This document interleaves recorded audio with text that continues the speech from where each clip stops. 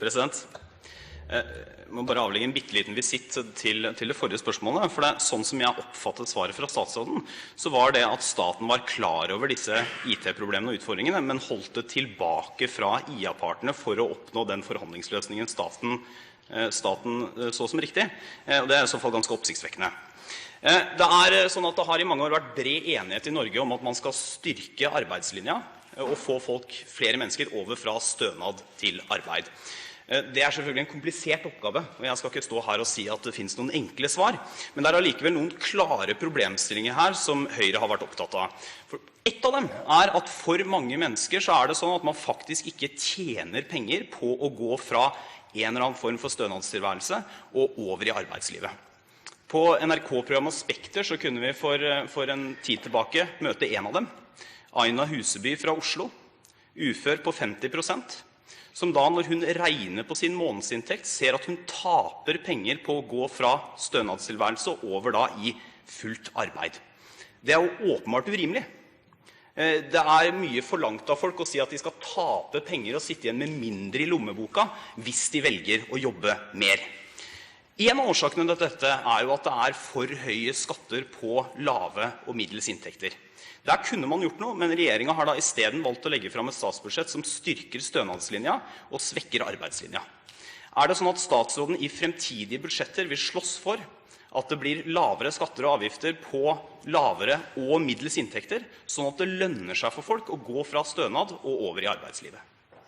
Statsråd Bjurstrøm. Jeg en liten snei innom det forrige spørsmålet. Det altså ikke slik at noen har holdt noe tilbake. Det tror jeg faktisk ikke det egentlig noen som mener heller. Poenget når man forhandler, så vi på et helt annet nivå enn at vi sitter og diskuterer dataproblemene I Nav. Så må jeg bare si at jeg helt enig, det skal lønne seg å jobbe. Det absolutt en klar profil I dette budsjettet også at det skal lønne seg å jobbe. Vi må få folk tilbake I arbeid. Noe av det viktigste vi gjør de tingene jeg nettopp nå refererte til den foregående spørsmålsstilleren. Det det forebyggende arbeidet. Det det forebyggende arbeidet som det absolutt viktigste, for vi vet at å få folk som har vært lenge på uførepensjon tilbake I arbeid veldig vanskelig, men å hindre at vi får flere, det det aller viktigste. Så skal vi legge frem en uføremelding nå, hvor vi nettopp skal sikre to ting samtidig. En god uførepensjon for de som skal gå på uførepensjon, og vi skal gjøre det lettere for folk å kombinere uførepensjon og arbeid. I dag ikke de reglene gode nok, blant annet det ikke bra nok, ikke gode nok regler for å stimulere folk til å ha såkalt gradert uførepensjon, altså at du kan kombinere jobb og arbeid. Det skal vi jobbe med, og det jeg også invitert, som du har påpekt I avisen, ditt parti blant annet, inn I et samarbeid om dette. Så skal vi selvfølgelig for så vidt også se på andre virkemidler utenfor dette for å få folk I arbeid. Det noe av den jobben jeg nå gjør med denne sysselsettingsstrategien. Skattesystemet, generelt så har jo denne regjeringen vært klare på å senke skattene for de som har lavest skatt, og ikke ønsker å øke de som har høyere skatt. Så jeg ser egentlig ikke noen motsetning mellom her. Men å si at dette ikke et budsjett for arbeid, det opplever jeg veldig, veldig feil. Dette et budsjett som nettopp for å sikre at vi fortsetter å ha den sysselsettingen vi har I Norge, som det helt avgjørende for å hindre at vi får flere uføre I Norge. Røe Isaksen til oppfølging. En hundrelapp I skattelette til en som tjener 250 000 kroner gjør ikke at det lønner seg mer å jobbe. Men jeg likevel glad for at statsråden sier at det skal lønne seg å jobbe. Det som oppsiktsvekkende at det åpenbart full forvirring om vår tids viktigste velferdsspørsmål I Arbeiderpartiet. For statsråden sier en ting, samtidig som andre Arbeiderpartipolitikere sier noe helt annet. For en stund siden kunne vi lese på Arbeiderpartiets nettside for eksempel, at det Høyre og FrP gjorde var å mistenkeliggjøre alle som syke.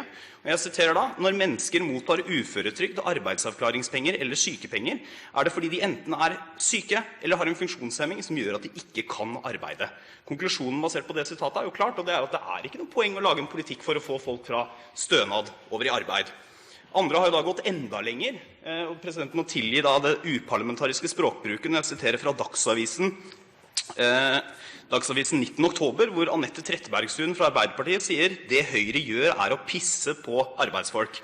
Så det sånn at Arbeiderpartiet enige om en linje, eller det full forvirring om dette spørsmålet? Arbeiderpartiet som du sikkert ikke Arbeiderpartiet som du sikkert ikke overrasket over, enig I dette, I den forstand at vi mener at det skal lønne seg å arbeide, og vi skal legge frem en uføremelding som nettopp styrker styrker incitamentene for at folk skal komme over i arbeid. Det jeg har sagt veldig tydelig, er at en debatt om at folk ikke vil jobbe, eller liksom moralen er for dårlig, den blir for meg veldig gæren når vi ikke klarer å tilby de 80 000 mennesker som faktisk sier at de vil jobbe, en ordentlig jobb.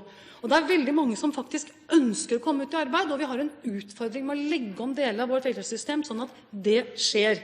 Så er det klart at det er en uenighet mellom Høyre og Arbeiderpartiet når det gjelder hva som fører til at folk faller ut av arbeid. Der tror jeg på at et godt, solid arbeidsmarked hvor folk har trygge rettigheter i arbeidslivet sitt, det tror jeg på virker. Og jeg tror på at et godt systematisk sykefraværsarbeid virker. Men utover det så skal ikke jeg si noe annet enn at det er en grunnleggende enighet om dette i mitt parti. Men jeg understreker at de quick-fix-løsningene Høyre kommer med, det har ikke jeg sett på. Da er